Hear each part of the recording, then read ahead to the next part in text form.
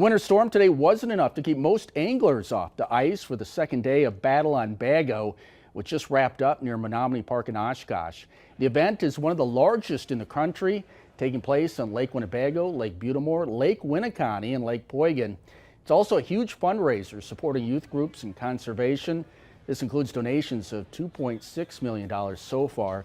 Prizes are awarded, but winners are not based on the size of the fish and instead on a lottery-like system. We spoke to one participant to be out on the ice after a poor weather last year canceled the tournament. Feels great to get back out there. The weather was pretty nice today, aside from the snow was a little treacherous out there. I couldn't believe the amount of people that were out on the ice. It's pretty incredible, yeah. It's great to know that this many people love ice fishing. Yeah, it's a good way for people to get together and have a great time.